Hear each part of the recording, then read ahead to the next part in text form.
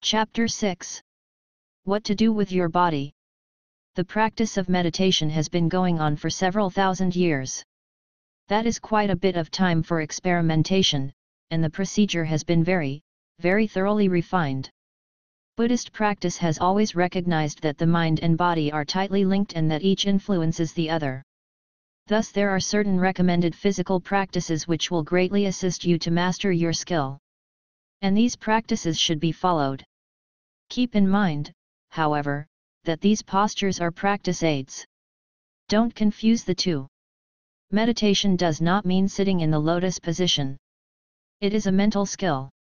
It can be practiced anywhere you wish. But these postures will help you learn this skill and they speed your progress and development. So use them. General rules. The purpose of the various postures is threefold. First, they provide a stable feeling in the body. This allows you to remove your attention from such issues as balance and muscular fatigue, so that you can then center your concentration upon the formal object of meditation. Second, they promote physical immobility, which is then reflected by an immobility of mind. This creates a deeply settled and tranquil concentration. Third, they give you the ability to sit for a long period of time without yielding to the meditator's three main enemies: pain, muscular tension, and falling asleep. The most essential thing is to sit with your back straight. The spine should be erect with the spinal vertebrae held like a stack of coins, one on top of the other. Your head should be held in line with the rest of the spine. All of this is done in a relaxed manner. No stiffness. You are not a wooden soldier, and there is no drill sergeant. There should be no muscular tension involved in keeping the back straight. Sit light and easy. The spine should be like a firm young tree growing out of soft ground. The rest of the body just hangs from it in a loose, relaxed manner. This is going to require a bit of experimentation on your part. We generally sit in tight, guarded postures when we are walking or talking and in sprawling postures when we are relaxing. Neither of those will do. But they are cultural habits and they can be relearned. Your objective is to achieve a posture in which you can sit for the entire session without moving at all. In the beginning, you will probably feel a bit odd to sit with the straight back. But you will get used to it. It takes practice, and an erect posture is very important. This is what is known in physiology as a position of arousal, and with it goes mental alertness.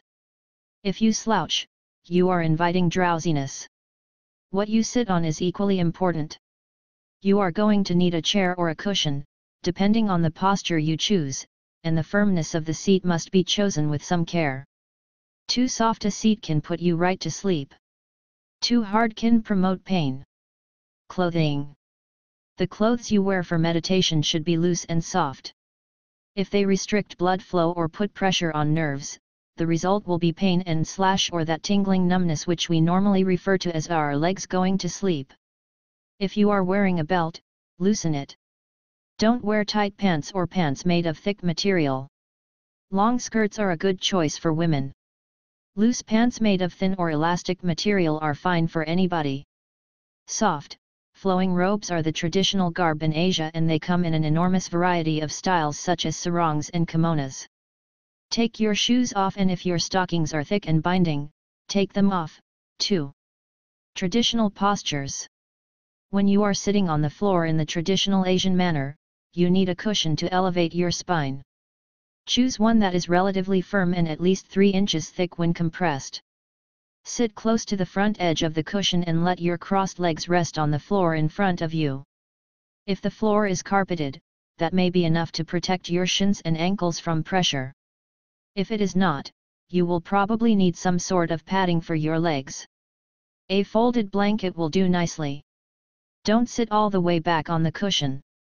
This position causes its front edge to press into the underside of your thigh, causing nerves to pinch. The result will be leg pain. There are a number of ways you can fold your legs. We will list 4 in ascending order of preference. 1. American Indian style. Your right foot is tucked under the left knee and left foot is tucked under your right knee. 2. Burmese style. Both of your legs lie flat on the floor from knee to foot. They are parallel with each other and one in front of the other. 3. Half lotus. Both knees touch the floor. One leg and foot lie flat along the calf of the other leg. 4. Full lotus. Both knees touch the floor, and your legs are crossed at the calf. Your left foot rests on the right thigh, and your right foot rests on the left thigh. Both soles turn upward. In these postures, your hands are cupped one on the other, and they rest on your lap with the palms turned upward. The hands lie just below the navel with the bend of each wrist pressed against the thigh. This arm position provides firm bracing for the upper body. Don't tighten your neck muscles. Relax your arms. Your diaphragm is held relaxed, expanded to maximum fullness. Don't let tension build up in the stomach area. Your chin is up. Your eyes can be open or closed. If you keep them open, fix them on the tip of your nose or in the middle distance straight in front. You are not looking at anything.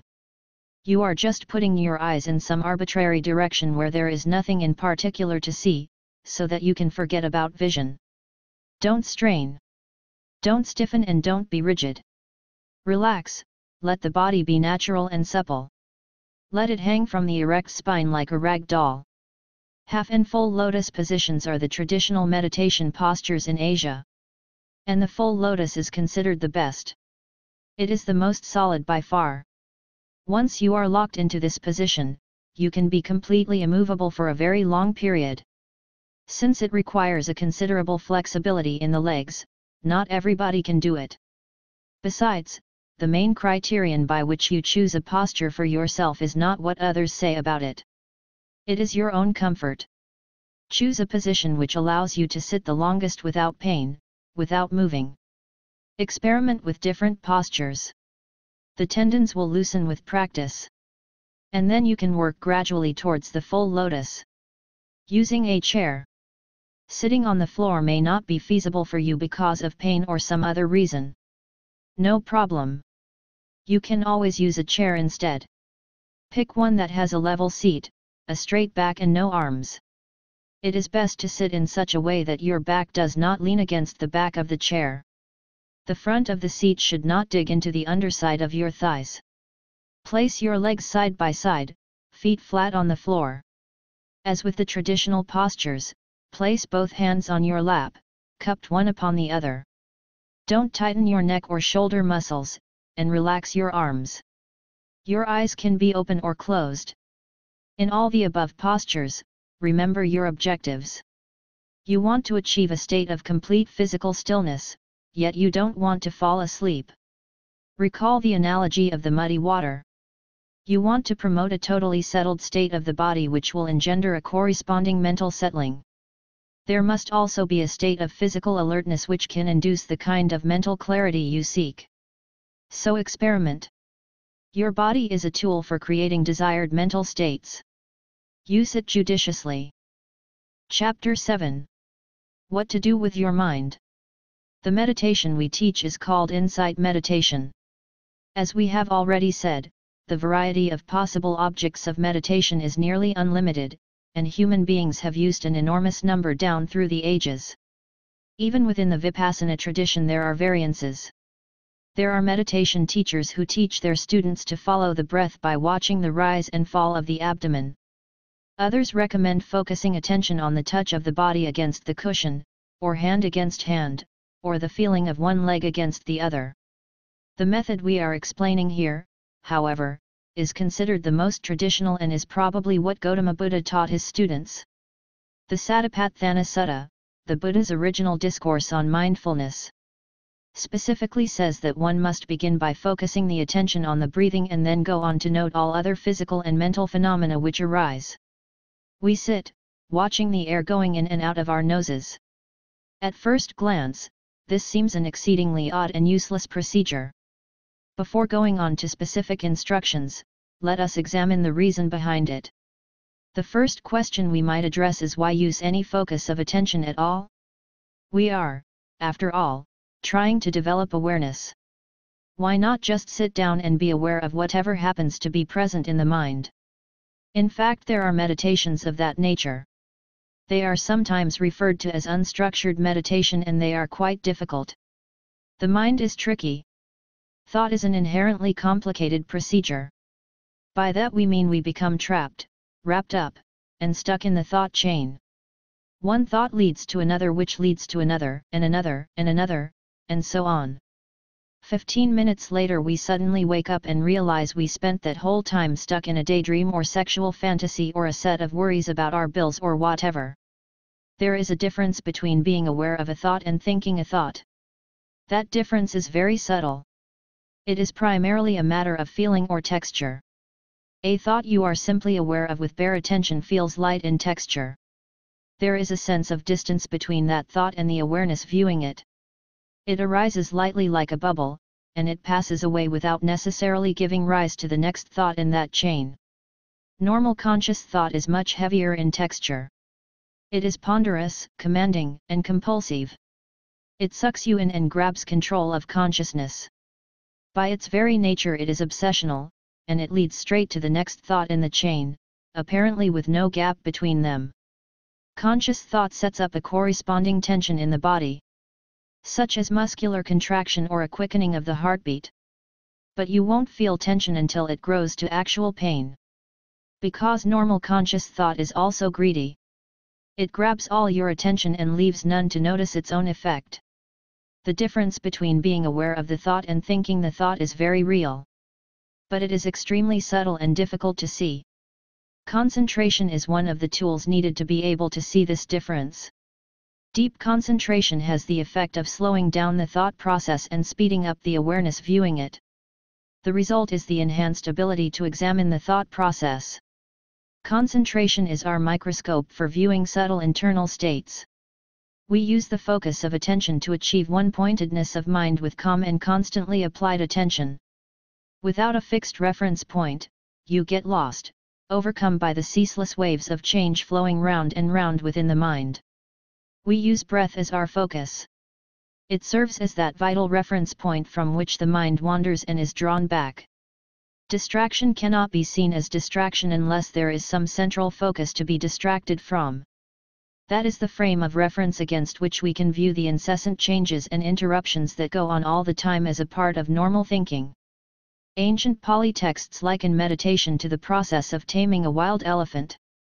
The procedure in those days was to tie a newly captured animal to a post with a good strong rope. When you do this, the elephant is not happy. He screams and tramples, and pulls against the rope for days. Finally, it sinks through his skull that he can't get away, and he settles down. At this point you can begin to feed him and to handle him with some measure of safety. Eventually you can dispense with the rope and post altogether, and train your elephant for various tasks. Now you've got a tamed elephant that can be put to useful work. In this analogy, the wild elephant is your wildly active mind, the rope is mindfulness, and the post is our object of meditation, breathing. The tamed elephant who emerges from this process is a well-trained, concentrated mind that can then be used for the exceedingly tough job of piercing the layers of illusion that obscure reality. Meditation tames the mind. The next question we need to address is, why choose breathing as the primary object of meditation? Why not something a bit more interesting? Answers to this are numerous. A useful object of meditation should be one that promotes mindfulness. It should be portable, easily available, and cheap. It should also be something that will not embroil us in those states of mind from which we are trying to free ourselves, such as greed, anger, and delusion. Breathing satisfies all these criteria and more. Breathing is something common to every human being. We all carry it with us wherever we go. It is always there, constantly available, never ceasing from birth till death, and it costs nothing. Breathing is a non-conceptual process, a thing that can be experienced directly without a need for thought. Furthermore, it is a very living process, an aspect of life that is in constant change. The breath moves in cycles. Inhalation, exhalation, breathing in and breathing out. Thus it is a miniature model of life itself. The sensation of breath is subtle, yet it is quite distinct when you learn to tune into it. It takes a bit of an effort to find it. Yet anybody can do it. You've got to work at it, but not too hard. For all these reasons, breathing makes an ideal object of meditation. Breathing is normally an involuntary process, proceeding at its own pace without a conscious will. Yet a single act of will can slow it down or speed it up. Make it long and smooth or short and choppy. The balance between involuntary breathing and forced manipulation of breath is quite delicate. And there are lessons to be learned here on the nature of will and desire.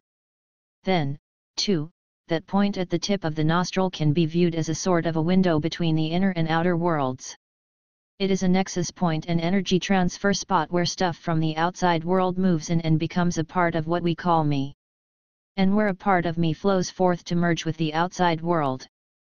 There are lessons to be learned here about self-concept and how we form it. Breath is a phenomenon common to all living things. A true experiential understanding of the process moves you closer to other living beings. It shows you your inherent connectedness with all of life. Finally, breathing is a present-time process. By that we mean it is always occurring in the here and now. We don't normally live in the present, of course. We spend most of our time caught up in memories of the past or leaping ahead to the future, full of worries and plans. The breath has none of that other timeness. When we truly observe the breath, we are automatically placed in the present. We are pulled out of the morass of mental images and into a bare experience of the here and now. In this sense, breath is a living slice of reality. A mindful observation of such a miniature model of life itself leads to insight that are broadly applicable to the rest of our experience. The first step in using the breath as an object of meditation is to find it. What you are looking for is the physical, tactile sensation of the air that passes in and out of the nostrils. This is usually just inside the tip of the nose. But the exact spot varies from one person to another, depending on the shape of the nose. To find your one point, take a quick deep breath and notice the point just inside the nose or on the upper lip where you have the most distinct sensation of passing air. Now exhale and notice the sensation at the same point. It is from this point that you will follow the whole passage of breath. Once you have located your own breath point with clarity, don't deviate from that spot. Use this single point in order to keep your attention fixed. Without having selected such a point, you will find yourself moving in and out of the nose, going up and down the windpipe. Eternally chasing after the breath which you can never catch because it keeps changing, moving, and flowing. If you ever sawed wood, you already know the trick. As a carpenter, you don't stand there watching the saw blade going up and down. You will get dizzy. You fix your attention on the spot where the teeth of the blade dig into the wood. It is the only way you can saw a straight line. As a meditator, you focus your attention on that single spot of sensation inside the nose. From this vantage point, you watch the entire movement of breath with clear and collected attention. Make no attempt to control the breath. This is not a breathing exercise of the sort done in yoga. Focus on the natural and spontaneous movement of the breath. Don't try to regulate it or emphasize it in any way. Most beginners have some trouble in this area. In order to help themselves focus on the sensation, they unconsciously accentuate their breathing. The result is a forced and unnatural effort that actually inhibits concentration rather than helping it. Don't increase the depth of your breath or its sound. This latter point is especially important in group meditation. Loud breathing can be a real annoyance to those around you. Just let the breath move naturally, as if you were asleep. Let go and allow the process to go along at its own rhythm. This sounds easy, but it is trickier than you think. Do not be discouraged if you find your one will be getting in the way. Just use that as an opportunity to observe the nature of conscious intention.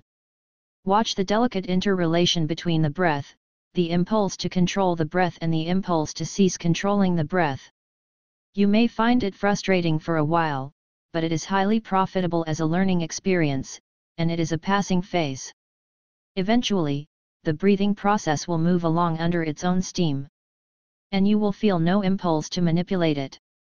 At this point you will have learned a major lesson about your own compulsive need to control the universe. Breathing, which seems so mundane and uninteresting at first glance, is actually an enormously complex and fascinating procedure. It is full of delicate variations, if you look. There is inhalation and exhalation, long breath and short breath, deep breath, shallow breath, smooth breath and ragged breath. These categories combine with one another in subtle and intricate ways. Observe the breath closely. Really study it. You find enormous variations and constant cycle of repeated patterns. It is like a symphony. Don't observe just the bare outline of the breath. There is more to see here than just an in-breath and an out-breath. Every breath has a beginning, middle and end. Every inhalation goes through a process of birth, growth, and death, and every exhalation does the same. The depth and speed of your breathing changes according to your emotional state, the thought that flows through your mind and the sounds you hear. Study these phenomena. You will find them fascinating. This does not mean, however, that you should be sitting there having little conversations with yourself inside your head. There is a short ragged breath and there is a deep long one. I wonder what's next. No, that is not vipassana. That is thinking. You will find this sort of thing happening, especially in the beginning. This too is a passing phase. Simply note the phenomenon and return your attention toward the observation of the sensation of breath. Mental distractions will happen again. But return your attention to your breath again and again and again and again, for as long as it takes until it does not happen anymore. When you first begin this procedure, expect to face some difficulties. Your mind will wander off constantly, darting around like a drunken bumblebee and zooming off on wild tangents. Try not to worry. The monkey-minded phenomenon is well known. It is something that every advanced meditator has had to deal with. They have pushed through it one way or another, and so can you. When it happens, just note the fact that you have been thinking, daydreaming, worrying, or whatever. Gently, but firmly, without getting upset or judging yourself for straying, simply return to the simple physical sensation of the breath. Then do it again the next time, and again, and again, and again. Somewhere in this process, you will come face to face with the sudden and shocking realization that you are completely crazy. Your mind is a shrieking, gibbering madhouse on wheels barreling pell-mell down the hill, utterly out of control and hopeless. No problem. You are not crazier than you were yesterday. It has always been this way, and you just never noticed. You are also no crazier than everybody else around you. The only real difference is that you have confronted the situation, they have not. So they still feel relatively comfortable. That does not mean that they are better off. Ignorance may be bliss, but it does not lead to liberation. So don't let this realization unsettle you. It is a milestone actually, a sign of real progress. The very fact that you have looked at the problem straight in the eye means that you are on your way up and out of it. In the wordless observation of the breath, there are two states to be avoided, thinking and sinking. The thinking mind manifests most clearly as the monkey mind phenomenon we have just been discussing. The sinking mind is almost the reverse. As a general term, sinking mind denotes any dimming of awareness.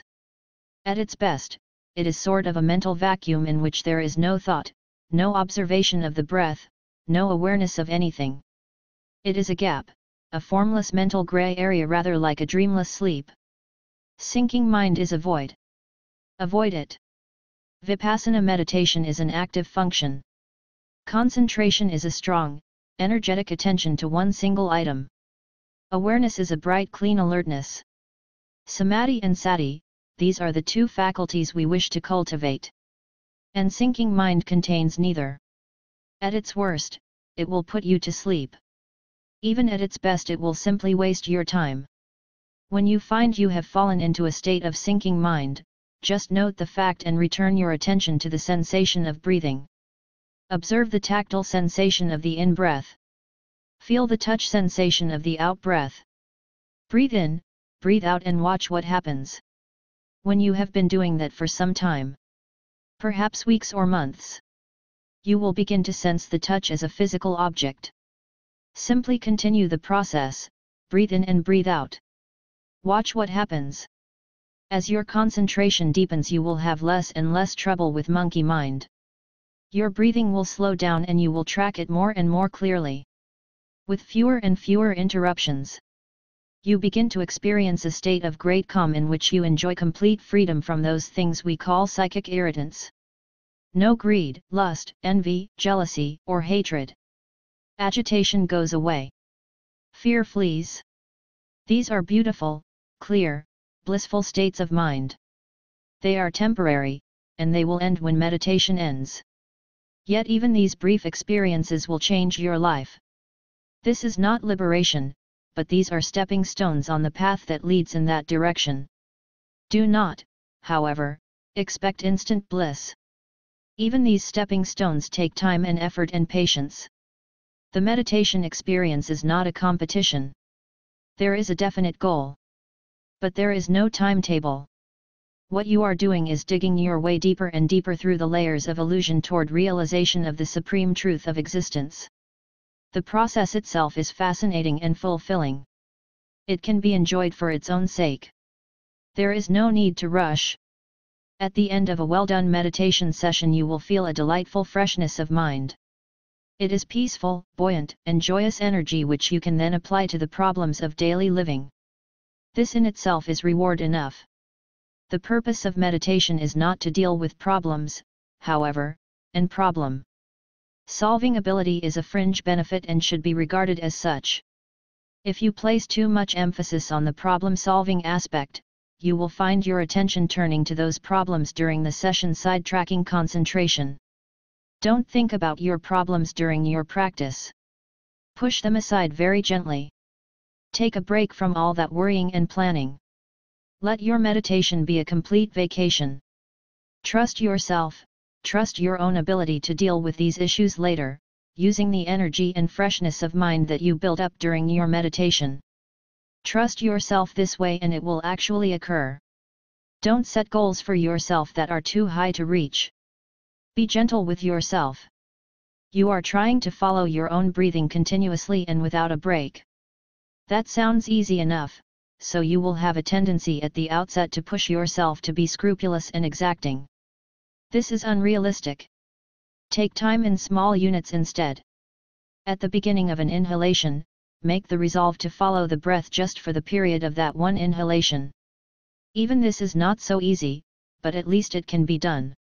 Then, at the start of the exhalation, resolve to follow the breath just for that one exhalation, all the way through.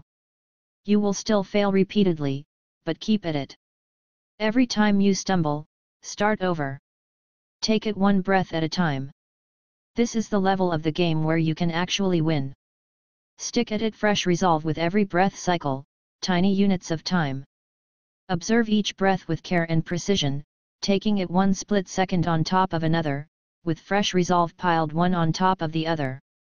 In this way, continuous and unbroken awareness will eventually result. Mindfulness of breathing is a present-time awareness. When you are doing it properly, you are aware only of what is occurring in the present. You don't look back and you don't look forward. You forget about the last breath, and you don't anticipate the next one. When the inhalation is just beginning, you don't look ahead to the end of that inhalation. You don't skip forward to the exhalation which is to follow.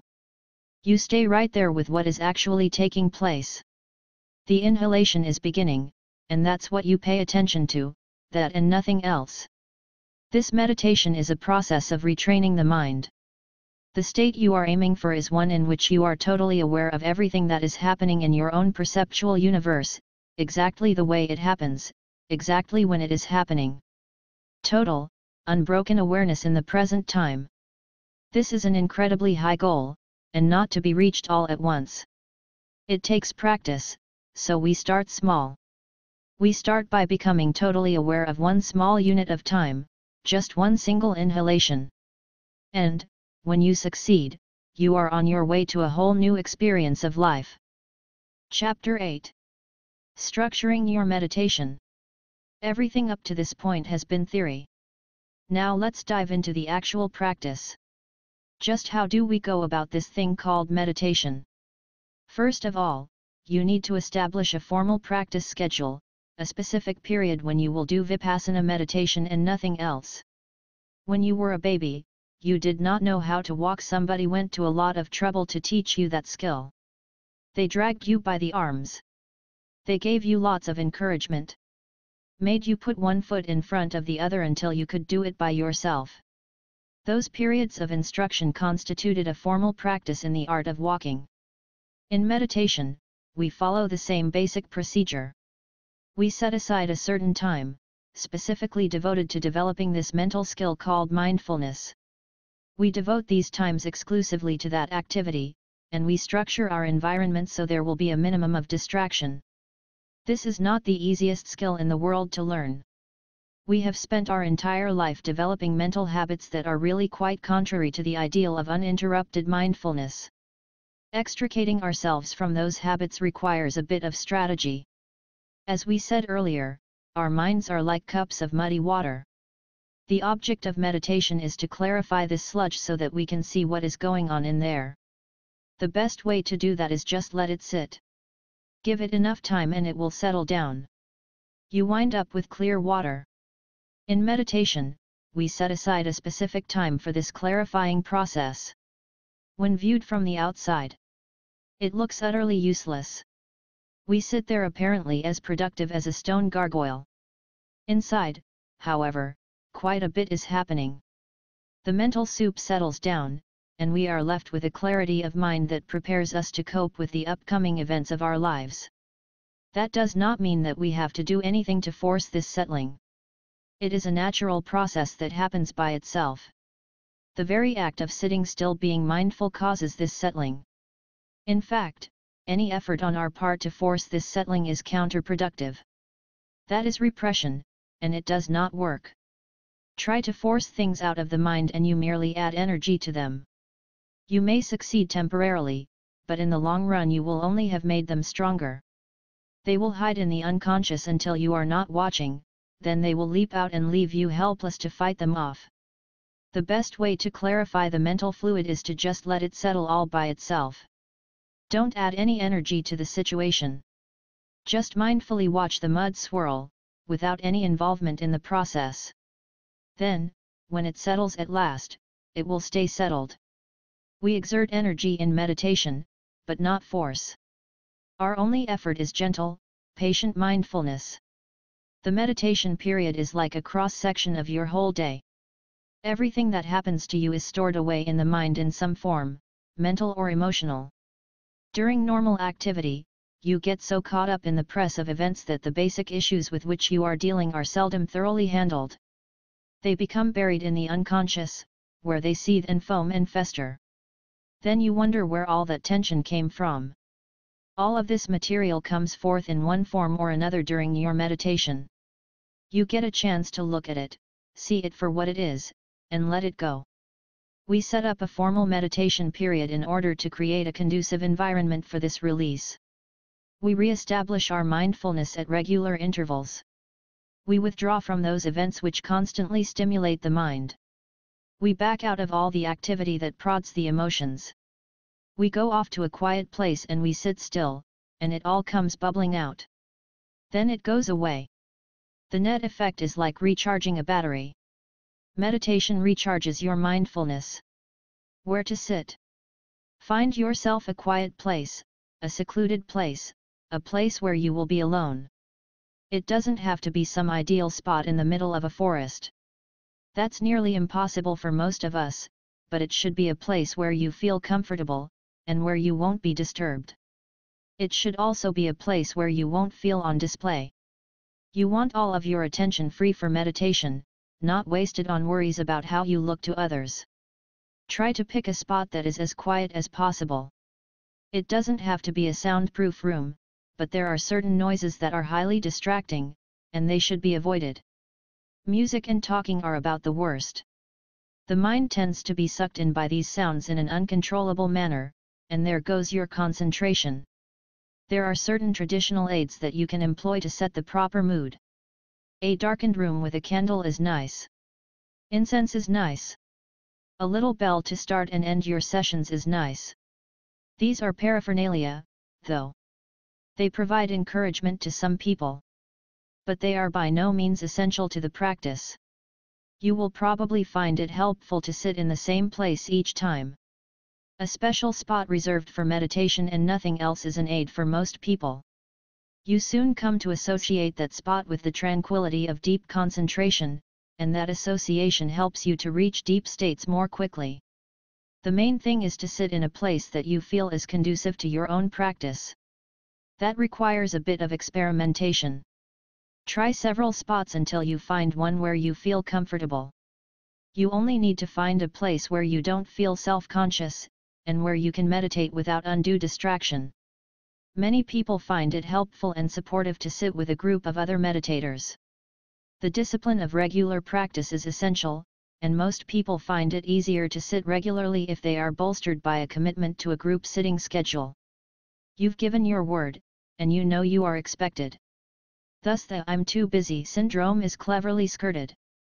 You may be able to locate a group of practicing meditators in your area. It doesn't matter if they practice a different form of meditation, so long as it's one of the silent forms. On the other hand, you also should try to be self-sufficient in your practice. Don't rely on the presence of a group as your sole motivation to sit. Properly done, sitting is a pleasure. Use the group as an aid, not as a crutch. When to sit? The most important rule here is this: when it comes to sitting, the description of Buddhism as the middle way applies. Don't overdo it. Don't underdo it. This doesn't mean you just sit whenever the whim strikes you. It means you set up a practice schedule and keep to it with a gentle, patient tenacity. Setting up a schedule acts as an encouragement. If, however, you find that your schedule has ceased to be an encouragement and becomes a burden, then something is wrong. Meditation is not a duty, nor an obligation. Meditation is psychological activity. You will be dealing with the raw stuff of feelings and emotions. Consequently, it is an activity which is very sensitive to the attitude with which you approach each session.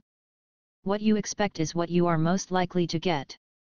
Your practice will therefore go best when you are looking forward to sitting. If you sit down expecting grinding drudgery, that is probably what will occur. So set up a daily pattern that you can live with. Make it reasonable. Make it fit with the rest of your life. And if it starts to feel like you're on an uphill treadmill toward liberation, then change something. First thing in the morning is a great time to meditate. Your mind is fresh then, before you've gotten yourself buried in responsibilities. Morning meditation is a fine way to start the day. It tunes you up and gets you ready to deal with things efficiently. You cruise through the rest of the day just a bit more lightly. Be sure you are thoroughly awake, though. You won't make much progress if you are sitting there nodding off, so get enough sleep. Wash your face, or shower before you begin. You may want to do a bit of exercise beforehand to get the circulation flowing. Do whatever you need to do in order to wake up fully, then sit down to meditate. Do not, however, let yourself get hung up in the day's activities. It's just too easy to forget to sit. Make meditation the first major thing you do in the morning. The evening is another good time for practice. Your mind is full of all the mental rubbish that you have accumulated during the day, and it is great to get rid of the burden before you sleep.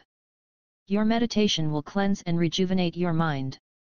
Re-establish your mindfulness and your sleep will be real sleep. When you first start meditation, once a day is enough. If you feel like meditating more, that's fine, but don't overdo it. There's a burnout phenomenon we often see in new meditators. They dive right into the practice 15 hours a day for a couple of weeks, and then the real world catches up with them. They decide that this meditation business just takes too much time. Too many sacrifices are required. They haven't got time for all of this. Don't fall into that trap. Don't burn yourself out the first week. Make haste slowly. Make your effort consistent and steady. Give yourself time to incorporate the meditation practice into your life, and let your practice grow gradually and gently. As your interest in meditation grows, you'll find yourself making more room in your schedule for practice. It's a spontaneous phenomenon, and it happens pretty much by itself, no force necessary. Seasoned meditators manage 3 or 4 hours of practice a day. They live ordinary lives in the day-to-day world, and they still squeeze it all in. And they enjoy it. It comes naturally. How long to sit? A similar rule applies here: sit as long as you can, but don't overdo. Most beginners start with 20 or 30 minutes. Initially, it's difficult to sit longer than that with profit. The posture is unfamiliar to Westerners, and it takes a bit of time for the body to adjust. The mental skills are equally unfamiliar, and that adjustment takes time, too. As you grow accustomed to procedure, you can extend your meditation little by little. We recommend that after a year or so of steady practice you should be sitting comfortably for an hour at a time. Here is an important point, though: Vipassana meditation is not a form of asceticism. Self-mortification is not the goal. We are trying to cultivate mindfulness, not pain. Some pain is inevitable, especially in the legs. We will thoroughly cover pain, and how to handle it, in Chapter 10. There are special techniques and attitudes which you will learn for dealing with discomfort. The point to be made here is this: this is not a grim endurance contest. You don't need to prove anything to anybody. So don't force yourself to sit with excruciating pain just to be able to say that you sat for an hour. That is a useless exercise in ego. And don't overdo it in the beginning. Know your limitations, and don't condemn yourself for not being able to sit forever, like a rock. As meditation becomes more and more a part of your life, you can extend your sessions beyond an hour. As a general rule, just determine what is a comfortable length of time for you at this point in your life. Then sit 5 minutes longer than that. There is no hard and fast rule about length of time for sitting. Even if you have established a firm minimum, there may be days when it is physically impossible for you to sit that long. That doesn't mean that you should just cancel the whole idea for that day. It's crucial to sit regularly. Even 10 minutes of meditation can be very beneficial. Incidentally, you decide on the length of your session before you meditate. Don't do it while you are meditating. It's too easy to give in to restlessness that way, and restlessness is one of the main items that we want to learn to mindfully observe. So choose a realistic length of time, and then stick to it. You can use a watch to time your sessions, but don't peek at it every 2 minutes to see how you are doing. Your concentration will be completely lost, and agitation will set in. You'll find yourself hoping to get up before the session is over. That's not meditation, that's clock watching. Don't look at the clock until you think the whole meditation period has passed. Actually, you don't need to consult the clock at all, at least not every time you meditate. In general, you should be sitting for as long as you want to sit. There is no magic length of time. It is best, though, to set yourself a minimum length of time. If you haven't predetermined a minimum, you'll find yourself prone to short sessions. You'll bolt every time something unpleasant comes up or whenever you feel restless. That's not good. These experiences are some of the most profitable a meditator can face, but only if you sit through them. You've got to learn to observe them calmly and clearly. Look at them mindfully. When you've done that enough times, they lose their hold on you. You see them for what they are, just impulses, arising and passing away, just part of the passing show. Your life smooths out beautifully as a consequence. Discipline is a difficult word for most of us. It conjures up images of somebody standing over you with a stick, telling you that you're wrong. But self-discipline is different. It's the skill of seeing through the hollow shouting of your own impulses and piercing their secret. They have no power over you. It's all a show, a deception. Your urges scream and bluster at you, they cajole, they coax, they threaten, but they really carry no stick at all. You give in out of habit. You give in because you never really bother to look beyond the threat. It is all empty back there. There is only one way to learn this lesson, though. The words on this page won't do it. But look within and watch the stuff coming up: restlessness, anxiety, impatience, Pain, just watch it come up and don't get involved. Much to your surprise, it will simply go away. It rises, it passes away. As simple as that. There is another word for self-discipline. It is patience.